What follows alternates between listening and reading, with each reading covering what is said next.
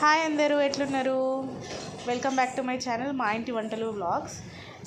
Happy Sunday అండి అందరికీ. So నేను రీసెంట్గా ఛానల్ స్టార్ట్ చేసా. లాంగ్ వీడియోస్ ఎక్కువ పోస్ట్ చేయలేదు. రీసెంట్గా ఒకటి పోస్ట్ చేసా, వ్యూస్ కూడా చాలా తక్కువ వచ్చాయి. కాకపోతే మనం చేసేవన్నీ కరెక్ట్గా పెడుతూ ఉండాలి కదా, అందుకని ఇవాళ చికెన్ బిర్యానీ వండి పెడదాం అనుకుంటున్నా. సో చికెన్ బిర్యానీ కోసం అయితే ఫస్ట్ ఆయిల్ తీసుకున్నా. బిర్యానీ అంటే దమ్ బిర్యానీ కాదండి, నార్మల్ ఇంట్లో సింపుల్గా టేస్టీగా చాలా తక్కువ టైంలో బిర్యానీ చేసుకోవచ్చు. ఇది అందరికీ తెలిసే ఉంటుంది, కుక్కర్లో వండుతారు, దీన్ని కుక్కర్ బిర్యానీ కూడా అంటారు. కాకపోతే కుక్కర్లో కూడా వండుకున్నా, ఇందులో వండుకున్నా సేమ్. కుక్కర్లో అయితే ఒక 2 విజిల్స్ వచ్చేదాకా ఉంటే రెడీ అయిపోతుంది. ఇందులో సేమ్ అన్నం ఉడికినట్టే ఉడుకుద్ది, తొందరగా అయిపోతుంది. సో దాని ప్రాసెస్ ఏంటంటే ఫస్ట్ ఆయిల్లో బగారాకు ఇంకా మసాలా ఐటమ్స్ వేసుకోవాలి. మనకు నచ్చినన్ని వేసుకోవచ్చు, ఏం కావాలంటే అవి. తర్వాత కట్ చేసి పెట్టుకున్న ఆనియన్స్ వేసుకోవాలి. ఆనియన్స్ బాగా బ్రౌన్ కలర్లో వచ్చేదాకా బాగా కలుపుకోవాలి. మామూలుగా పచ్చివాసన పోయేదాకా బాగా ఫ్రై చేసుకోవాలి. తర్వాత కొంచెం పుదీనా వేసుకోవాలి. ఆ పుదీనా వేసుకొని కలుపుకొని కొంచెంసేపు పక్కన పెట్టాలి, అది బ్రౌన్ కలర్లో వచ్చేంత వరకు.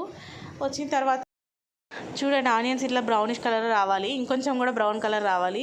ఇట్లా బ్రౌన్ కలర్లో వచ్చిన తర్వాత కొంచెం అల్లం వేసుకోవాలి. తర్వాత కొంచెం పసుపు కూడా వేసుకొని బాగా కలుపుకోవాలి.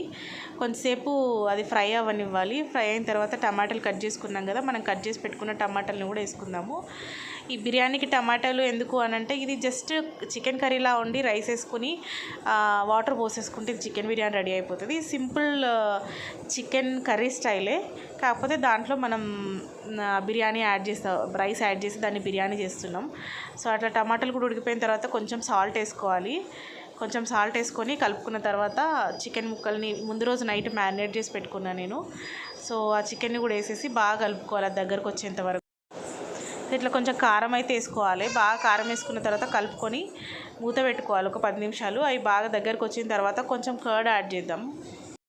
ఇట్లా మనం కొంచెం కర్డ్ కూడా యాడ్ చేసుకోవాలి, ఎందుకంటే కర్డ్ వల్ల మనకు మంచి ఫ్లేవర్ వస్తుంది. పెరుగు యాడ్ చేసుకున్న తర్వాత పచ్చివాసన పెరుగు వాసన అంతా పోయే వరకు బాగా దగ్గరకు వచ్చేంత వరకు కలిపి మూత పెట్టుకొని ఒక 10 నిమిషాలు ఉంచుకోవాలి.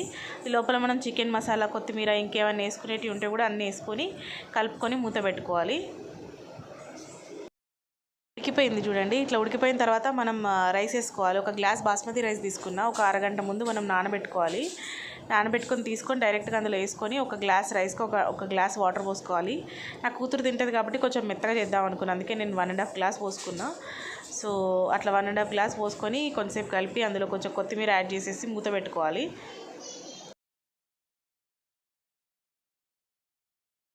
మూత పెట్టేసుకొని ఒక 20 మినిట్స్ ఉడకబెట్టాలి. ఉడికిపోయిన తర్వాత చికెన్ బిర్యానీ అయితే రెడీ అయిపోతుంది. వెరీ టేస్టీ చికెన్ బిర్యానీ, ఇంత సింపుల్గా అయిపోతుంది.